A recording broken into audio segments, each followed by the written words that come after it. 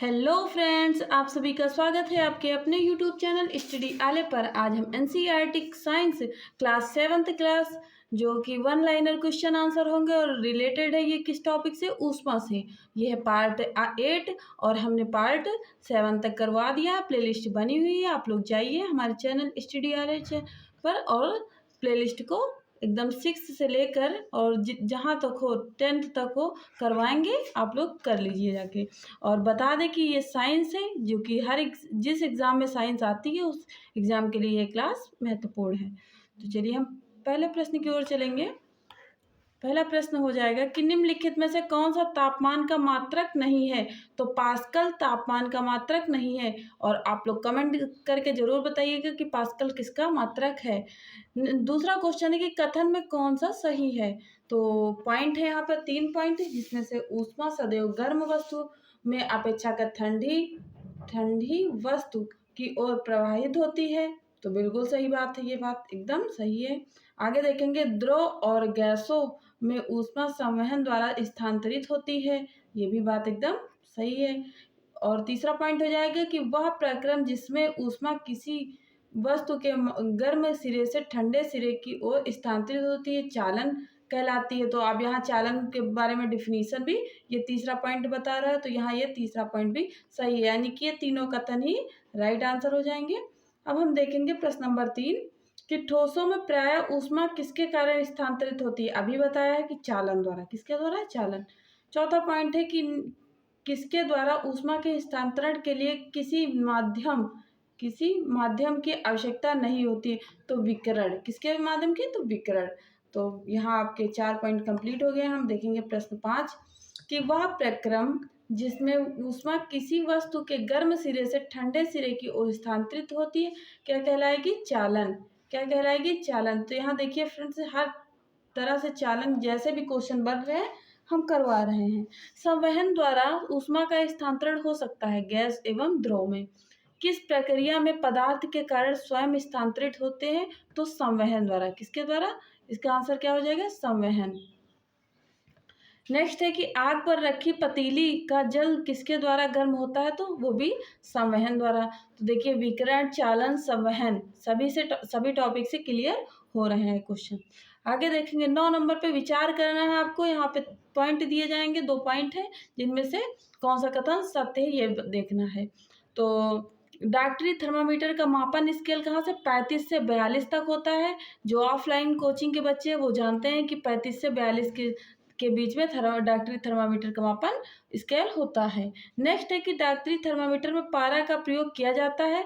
तो ये भी बात सही, यानी पहला भी पॉइंट सही है और दूसरा भी। तो उपयुक्त में से कौन सा सही है? तो दोनों ही राइट आंसर हो जाएंगे, यानी कि 9 का दोनों ही पॉइंट सही है। 10 नंबर देखेंगे प्रश्न कि निम्नलिखित में से कथनों में सत्य। यहाँ भी कथन दिए गए हैं, 2 कथन दिए गए हैं, इसमें से देखना है कौन सा सत्य है। तो गहरे रंग की वस्तुएं हल्के रंग की वस्तु की अपेक्षा ऊष्मीय विकिरण को कम अवशोषित करती है। तो बिल्कुल गलत, ऐसा कुछ भी नहीं है। अब हम देखेंगे दूसरा पॉइंट कि ऊनी वस्त्र सर्दियों में हमें गर्म रखते हैं। इसका कारण क्या है कि ऊन ऊष्मारोधी है तथा इसके रेखे के बीच वायु फंसी रहती है। तो ये कथन एकदम सत्य हो जाएगा। ये कथन एकदम सत्य, यानी कि केवल 2 राइट आंसर हो जाए। 11 नंबर पॉइंट देखेंगे कि गर्मियों में सफ़ेद कपड़े पहनना ज़्यादा आरामदेह है क्योंकि अब यहाँ क्वेश्चन मार्क लग गया है, क्योंकि वे अपने ऊपर पड़ने वाले, यहाँ पड़ने वाली सारी ऊष्मा को परावर्तित कर देती। इसीलिए गर्मियों में कैसे रंग बिरंगी या जो है बहुत डार्क कलर के कपड़े नहीं पहनने चाहिए, या फिर लाइट कलर के कपड़े हो या फिर वाइट हो। नेक्स्ट देखेंगे श्वेत वस्त्र काले वस्त्र की अपेक्षा ठंडे होते हैं क्योंकि वे संपूर्ण प्रकाश को क्या कर लेते हैं? संपूर्ण प्रकाश को क्या कर लेंगे? परावर्तित कर देते हैं। इसीलिए श्वेत मतलब क्या होता है? सफ़ेद, यानी कि श्वेत कलर के कपड़े पहनने चाहिए। श्वेत कलर के कपड़े पहनने चाहिए, यानी सफ़ेद कपड़े ज़्यादा पहनने चाहिए काले की अपेक्षा। आगे देखेंगे 13 नंबर प्रश्न हो जाएगा कि थर्मोस्टेट का प्रयोजन क्या है? तो तापमान को स्थिर रखना, दूसरा हो जाएगा थर्मोस्टेट संबंधित है तो तापक्रम से, किससे? तापक्रम से। डायरेक्टरी थर्मामीटर का परिसर होता है, तो जैसे कि अभी मैंने एक पॉइंट में बताया, लेकिन यहाँ क्वेश्चन की जो लैंग्वेज है वो चेंज हो गई है, तो 35 से 42 डिग्री सेल्सियस के बीच में। थर्मामीटर के बल्ब में कौन सा द्रव्य भरा रहता है? तो पारा। प्रयोगशाला तापमापी का परिसर होता है तो 10 डिग्री से 110 डिग्री सेल्सियस तक, और जो डॉक्टरी थर्मामीटर अलग होता है तो वो 35 से 42 तक होता है, ध्यान दीजिएगा। नेक्स्ट है कि जल में ऊष्मा का स्थानांतरण किस विधि द्वारा होता है? तो संवहन विधि द्वारा। किस विधि द्वारा? संवहन विधि द्वारा। नेक्स्ट पॉइंट आ जाएंगे 19 नंबर पे कि चालन ऊष्मा के स्थानांतरण की विधि है तो ठोस में। किसमें है? ठोस में। 20 नंबर है कि ऊष्मा किस प्रकार स्थानांतरित होती है? तो क्या होगा? गर्म से ठंडी की ओर। गर्म से ठंडी की ओर। किस प्रक्रम द्वारा सब्जी बनाते समय हैंडल गर्म हो जाता है? तो चालन। किसके द्वारा? चालन विधि द्वारा। द्रव्यों में ऊष्मा स्थानांतरण किस विधि से होता है? तो संवहन द्वारा। यानी कि आज की क्लास में आपको संवहन, चालन, विकिरण, ये सारी चीजें, और थर्मामीटर और डॉक्टरी थर्मामीटर, सेल्सियस कितना होगा, ये सब चीजें पॉइंट आपको याद हो जाएगी। 23 नंबर है कि निम्नलिखित कथनों पर विचार करिए। तो ये एक कथन यहाँ इस स्लाइड पे है और एक दूसरे पेज पे होगा। तो देखेंगे कि रात्रि के समय सागर तटीय क्षेत्र में स्थल से समुद्र की ओर चलने वाली दैनिक पन्नों को स्थल समीर कहते हैं। तो ये बात सत्य है या असत्य है? तो ये बात, वो बात क्या हो गई? सत्य, यानी कि एकदम राइट आंसर हो गया।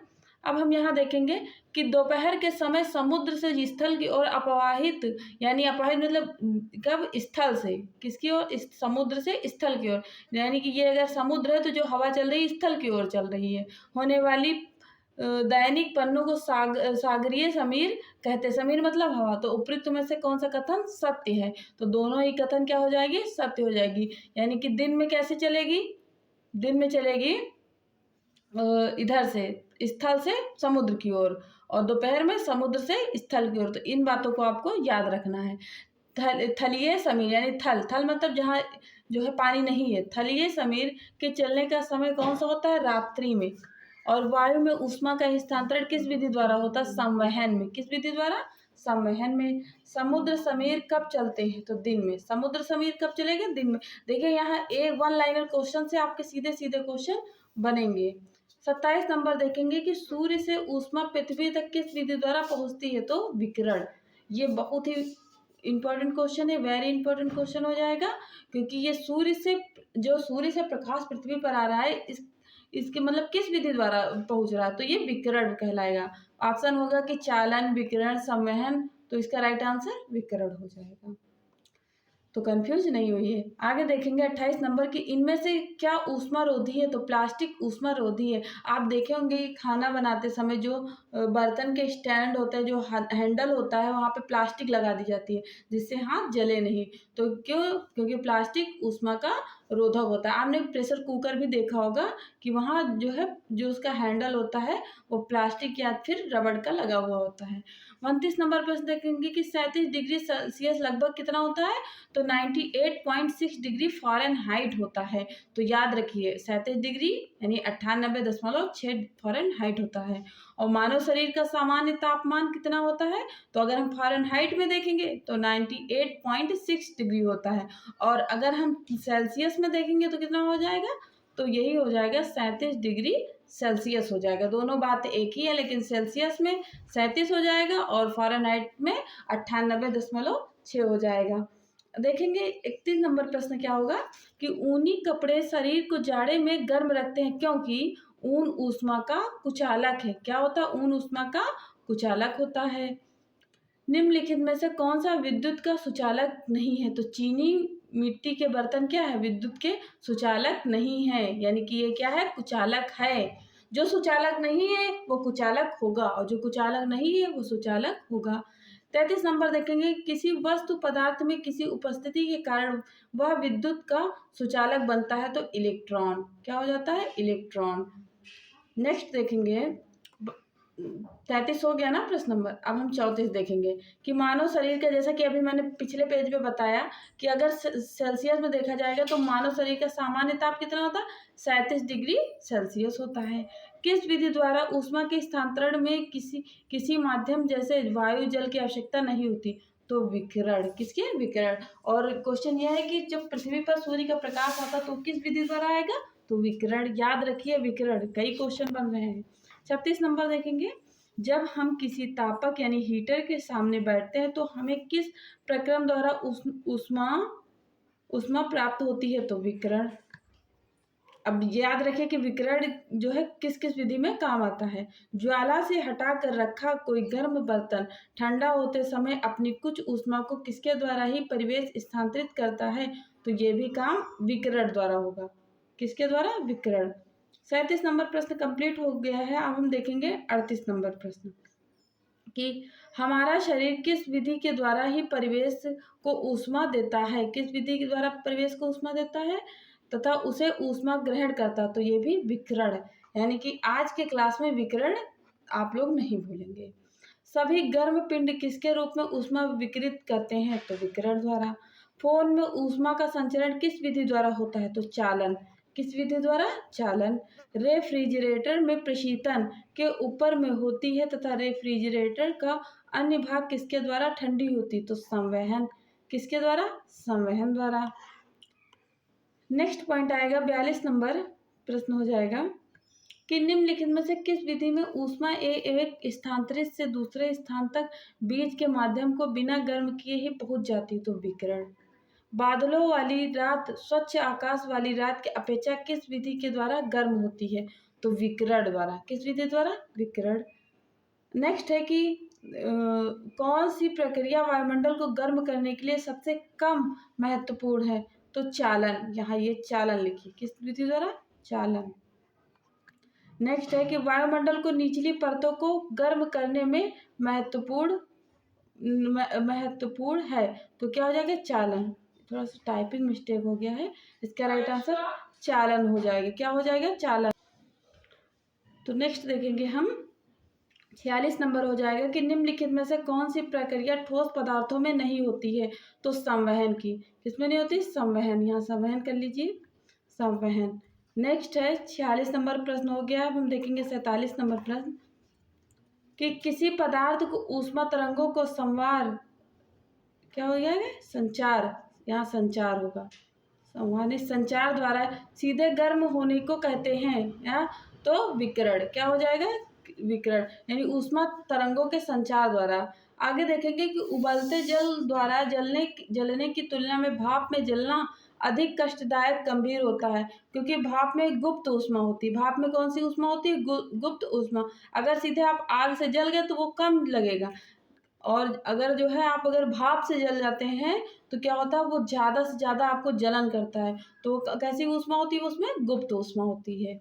अब 49 नंबर प्रश्न देखेंगे कि ऊष्मा गतिकी का कौन सा नियम ऊष्मा को प्रभावित होने की दिशा को व्यक्त करता है, तो द्वितीय। कैसे? द्वितीय। नेक्स्ट है कि निम्नलिखित में से कौन सा तापमान का एएस नहीं आईएस आईएस एस आई, यानी यहाँ इंग्लिश में लिख दो तो जिससे ज़्यादा सही लगे, एसआई इकाई है, तो केल्विन।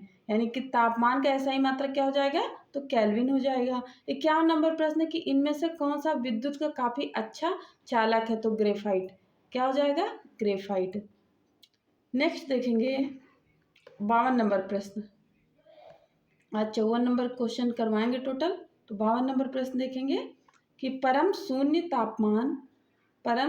तापमान केल्विन स्केल पर कितना होता है, तो 0 डिग्री सेल्सियस।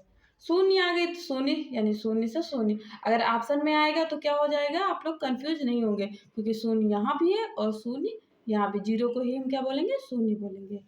फिर ठंड के दिनों में लोहे के गुटके और लकड़ी के गुटके को प्रातः काल में हुए तो लोहे का गुटका ठंडा लगता है, क्योंकि लकड़ी की तुलना में लोहा ऊष्मा का अच्छा क्या है? चालक है। यहाँ क्या लिखेंगे? ठंड के दिनों में तो अच्छा चालक होता है। 54 नंबर प्रश्न देखेंगे कि पानी का घनत्व किस ताप पर अधिकतम होता है, तो -4 डिग्री सेल्सियस पर, यानी 4 डिग्री सेल्सियस पर, माइनस नहीं है, ये 4 डिग्री सेल्सियस। पानी का घनत्व किस ताप पर अधिकतम होता है? तो 4 डिग्री सेल्सियस पे। तो आप लोग सभी को वीडियो कैसी लगी है? वीडियो को लाइक करिएगा, चैनल को सब्सक्राइब करना ना भूलिए, और जो क्वेश्चन पूछा है उसको कमेंट बॉक्स में ज़रूर बताइए, अपने फ्रेंड्स में शेयर करिए। Thanks for watching. Thank you.